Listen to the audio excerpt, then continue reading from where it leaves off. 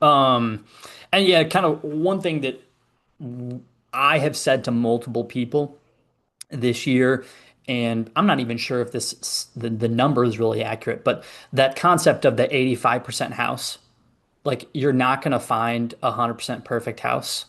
And so you need to look for that 85% house.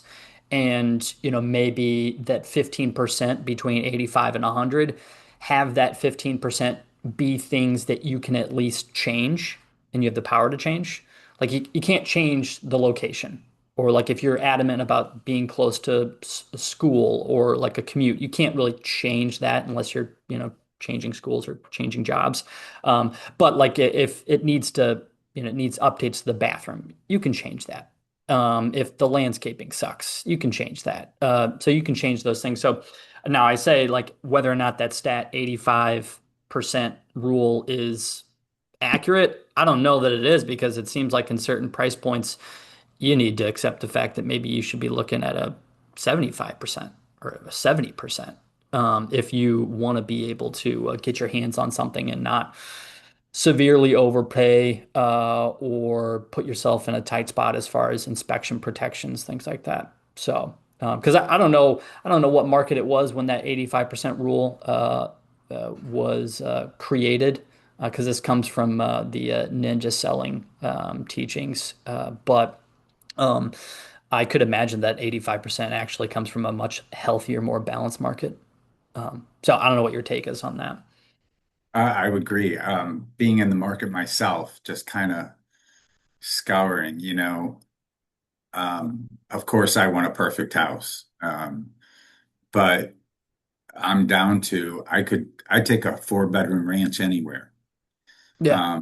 The old, because I will make that fourth bedroom a main floor laundry, expand my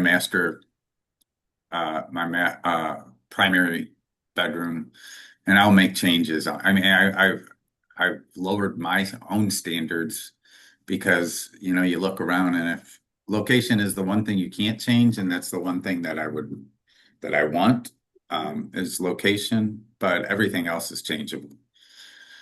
Down to putting on a room addition, most people don't want to go through that. I get that, but you can deal with an old bathroom or Yeah. ugly paint or landscaping, for a short period of time. Yeah. But Yeah. Uh, Especially also like you were saying before, if you are going to be selling a house and you're going to be walking away with, a ton of equity on the sale of that house, that you can then put towards improvements and repairs and modifications on the new house.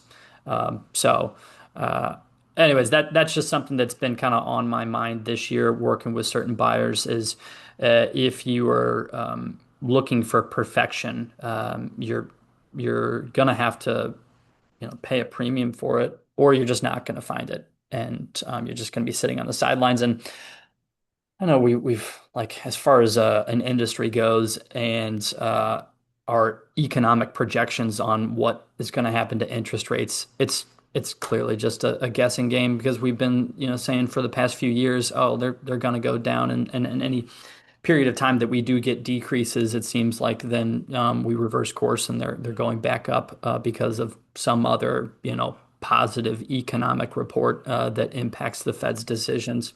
Um, and I don't really know. Yeah, it doesn't really matter what your political stance is on all that. It is true that economists have been saying, oh, they've got to go down.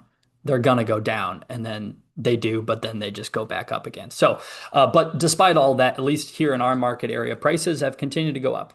So, my point being about you don't want to just continue to sit on the sidelines if you're insistent on, purchasing a home, is that like if you keep sitting around looking for something perfect, the prices are just going up. So, and given given what we're seeing with some of these municipalities and their showing stats and the percent of asking price they receive on average for sold properties, there's a lot of them that are still averaging over 100%.